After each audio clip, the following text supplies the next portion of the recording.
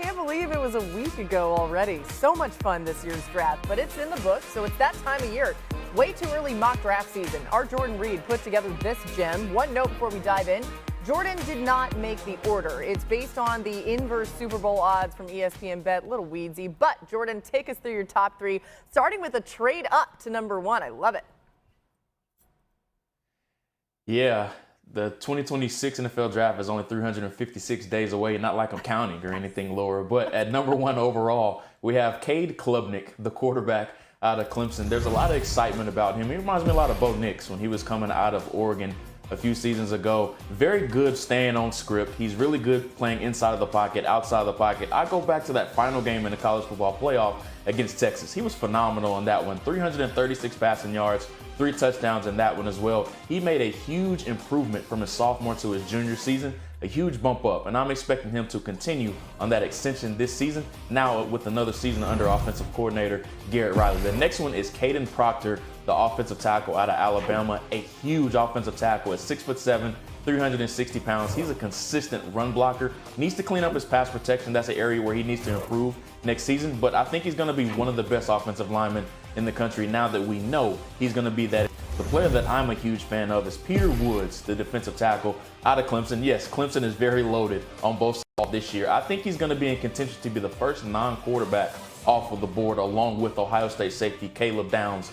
Peter Woods at 6'3", 315 pounds, very reminiscent of Christian Wilkins when he was coming out a few seasons ago. Very bouncy athlete, very stout at the point of attack as well. They primarily rush him off of the edge, surprisingly, but I think they're going to play him more inside next season. So look for him to be the first non-quarterback off of the board in 2026. Now, some other guys at the position at quarterback that scouts are already really excited about. Lenore Sellers of South Carolina. It would not be surprising if he ends up putting himself in contention to be the number one overall pick. Reminds me a lot of Donovan McNabb and a more polished Anthony Richardson. Really good athlete, but still needs some refinement as a passer. Some other names, Garrett Nussmeier out of LSU. There was a lot of excitement about him early on in the season, but he tapered off a little bit as the season went on. Had 4 games with multiple interceptions, but a lot of scouts are excited about him coming back for another season. And then Drew Aller, a big quarterback at 6'5", 238 pounds out of Penn State. There was a lot of excitement about him, and some people thought he even could have came out of this past year's draft and being that first-round selection.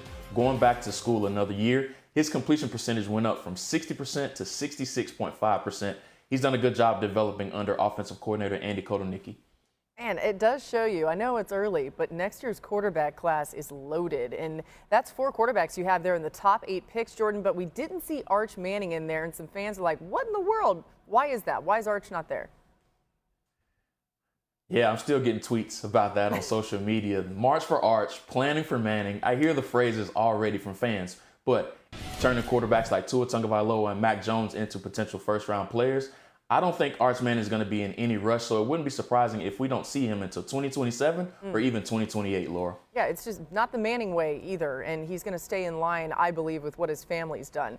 I'm excited for Texas next season. All right, let's get back to the Browns, who Jordan has trading up to take a quarterback number 1 overall in 2026, which is interesting.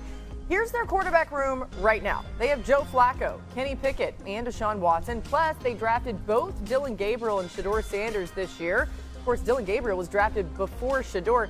Tim, how do you see things shaking out with this group? Well, listen, I mean, the reality of it when you see it is like it's hard for 5th-round draft picks to make the football team. Like, it doesn't matter what your name is, especially at the quarterback position. And then when you look at the lineup, you just outlined, Joe Flacco is going to be the day 1 starter. That's why he's there.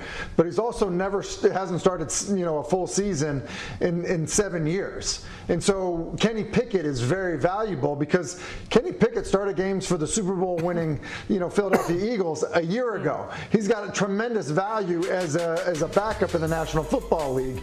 So this idea that like, oh, hey, you just ship Kenny Pickett off and go with 2 rookie quarterbacks behind Joe Flacco, I don't think that Kevin Stefanski is going to feel great about doing that. And so then I think when you look at, Dillon Gabriel, look, he's a better prospect in the eyes of the Cleveland Browns. They took him 2 rounds earlier than they took Shedeur Sanders. So there aren't enough reps to go around. I think people need to understand this. You could have a period in practice where you have a 14-play 7-on-7 period. Well, like the starter Flacco is going to get 7 of them. Then you're going to have 5, that go to Kenny Pickett, your backup. Well, you have 2 reps left that probably go to the 3rd guy. So it's hard. I've lived it as the 4th quarterback at times where you're there, you watch practice a lot. You don't even get a chance to prove that you're good enough to make the team. And I think that's the fear if you're Shedeur Sanders. Yeah, listen, I hate to disagree with my fellow Eagle right here, but if you're the Cleveland Browns, first of all, we know what Joe Flacco is at this point in his career. The last time we saw Joe Flacco in the Cleveland Browns uniform, he was out there throwing picks to the opposition, the Houston Texans. We know what he is. Kenny Pickett has been on 3 teams in what, a year time or whatever it is, 2 years. We know what Kenny Pickett is. If you're the Cleveland Browns, you have 2 first-round picks in 2026.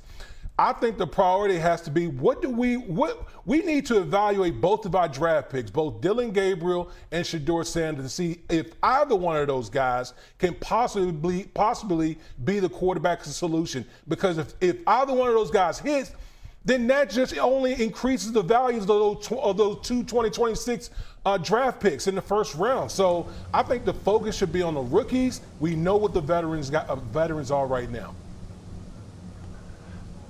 Listen, I don't disagree with you that your assessment of Flacco and Pickett, I agree with. I think you're right. You also have a staff and an organization that's like, we got to try to win some games, and so we're going to do it with a guy that it went 3 rounds before someone felt comfortable picking him, and a guy that it went 5 rounds before somebody was comfortable picking him. Like, we're going to roll into the season with those 2 guys. And look, I'm not saying that a team can't keep 4 quarterbacks. We've seen it before. At one point, Tom Brady was the 4th quarterback on a roster, behind Bledsoe, Hewitt, and Michael Bishop. Like, it can happen. I think that. Look, Flacco's there for a reason. They're paying him the way they're paying him for a reason. And Kenny Pickett was acquired because he's proved himself to, at a minimum, be a quality backup. So you just run out of time and reps to evaluate young players at the quarterback position. So the Browns look at the roster as value through the prism of value and currency. So that could lead to some trade opportunities when you have 4 quarterbacks to recoup some of the picks that they just gave up for Dillon Gabriel, for Shedeur Sanders, that they felt was too good of value in the 5th round to pass up on. They gave up the 5th round pick to get Kenny Pickett in a trade. And so if one of them plays well in the preseason, it could lead to some opportunities somewhere else where they take that number from 4 to 3. And you mentioned Gabriel, Tim. I was told in the draft, even in the days leading up, from other teams that the Browns were really high on Gabriel, and that his ability as a passer and feel for the game, a lot of teams were high on, more so than maybe the media. He's just very small and probably limited as a skill set compared to some other players, but Browns really like the player. It's interesting. I mean, you never know which teams may end up needing a quarterback that don't need one right now. Things can change for sure. But, Tim, I think that view into what it's actually like splitting up reps is really important to pay attention to and how they think about all of this. Of course, we'll continue to keep an eye on what the Browns do. Coming up next, let's dive into the Cowboys a little bit more. They nailed most of their draft, but skipped one critical need, wide receiver. Hear why D. Wood says adding a veteran. Xin chào tất cả các bạn đã đến với kênh YouTube của mình. Hiện tại mình là nhà sáng tạo nội dung về mảng video cắt dán trên nền tảng YouTube. Video ngày hôm nay mình sẽ chia sẻ cho các bạn cách tạo ra video cắt dán của mình.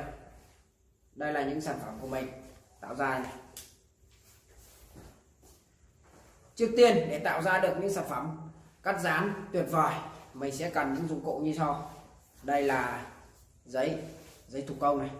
Đấy. Rất nhiều màu sắc nha các bạn ơi.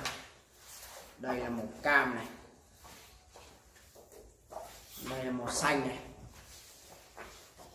Mình đã chuẩn bị rất nhiều màu rồi. Còn cả màu đỏ. Đấy. Và còn rất nhiều những dụng cụ như đây là hồ dán. Đây, các bạn ạ, hồ dán để mình dán những chi tiết của sản phẩm vào này. Đấy. Và để dán được cắt được cái sản phẩm đẹp như thế này thì mình cần đến một chiếc kéo. Đây là chiếc kéo của mình này. Đấy. Để tạo hình được những hình này thì mình lại cần một cây bút dạ đây là cây bút dạ của mình này. Đấy. Đây, những sản phẩm của mình tạo ra mình vẫn còn lưu giữ tại nơi làm việc đây này. Đây, chiếc máy chơi game của mình đây này. Đấy, chiếc cặp đây các bạn này. Mình đã tạo bao la rất nhiều sản phẩm rồi. Và quá trình mình tạo ra sản phẩm này không thể thiếu được một dụng cụ nữa là đây là chiếc chân kẹp điện thoại.